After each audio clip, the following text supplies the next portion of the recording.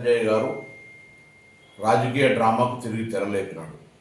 నిన్న ఎన్నికల ప్రచార సభ సందర్భంగా నేను అతన్ని ఒక ప్రశ్నించిన, పార్లమెంట్ సభ్యుడిగా 5 సంవత్సరాలు మీరు నియోజకవర్గం చేసిన సేవ ఏందో చెప్పి ప్రచారం కొనసాగించండి. శ్రీరాముడు పేరు మీద ఓట్లాడడం కాదు, మీరు నిజంగా ఈ నియోజకవర్గ అభివృద్ధి చేసి ఉంటే దాన్ని చెప్పమని అడిగితే నేను ఎన్నడూ అననటువంటి మాటలు, రాముని పుట్టుక గురించి అక్షింతల గురించి మాట్లాడి నా తల్లి జన్మకు సంబంధించిన మాట్లాడి నేను సభ్య సమాజాన్ని కోరుతామయ్యాల. జన్మనిచ్చిన తల్లి, నా తల్లి కావచ్చు, ఇంకొకరి తల్లి కావచ్చు, రాజకీయాలు అడిగిన ప్రశ్న నియోజకవర్గ అభివృద్ధికి సంబంధించి అయితే అతను మాట్లాడిన మాట తల్లికి జన్మం గురించి మాట్లాడుతూ ఉన్నాడు. సమాజం గమనించాలి, తల్లి పాత్ర, ఎవరి తల్లి అయినా తల్లి.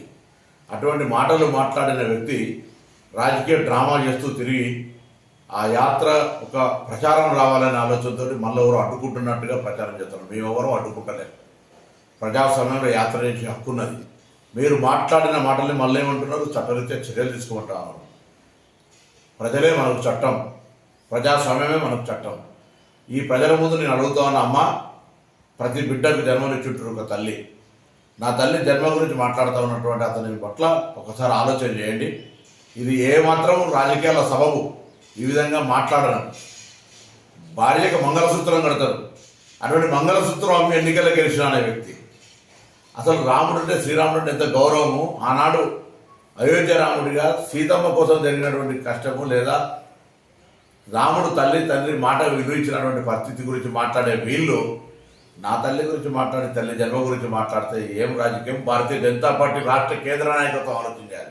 నేను వాళ్ళని అడుగుతా ఉన్నా కదా, మీరు ఇటువంటి నాయకుడికి, ఇటువంటి మాటలకు, ఇటువంటి డ్రామాకు మీరు సమర్థిస్తున్నా కూడా స్పష్టం చేయమని నేను బీజేపీ రాష్ట్ర అధ్యక్షుని అడుగుతా ఉన్నా.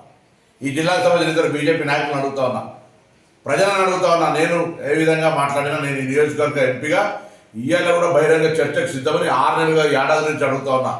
ఈ నియోజకవర్గం మీద మీరేం చేసినా, 5 నెలల్లో నేనేం చేసిన, మీరు నియోజకవర్గ ప్రజలకు ఏమి చేయలేదని, మీరు ప్రజల లోపల తిరుగుబాటు వస్తుందని, ఓడిపోతానే భయంతో ఇటువంటి ప్రస్తావన తెచ్చి మీరు రాజకీయ లబ్ధి పొందే ప్రయత్నం చేస్తే, ఈ మాట ఆనాడు కేసీఆర్ గారు హిందుగాలు బొందుగాలు అంటే ఏ విధంగా ఎన్నికలకు వాడుకున్నావో, నీ గెలుపుకు ఇవాళ తల్లి మాట నీ సమాధికి కారణం కాబోతుంది. బండి సంజయ్, జాగ్రత్త అనే మాట సందర్భంగా గమనిస్తున్నా.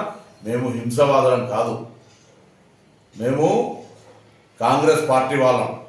మేము యాత్ర గడ్డుపడతలేము.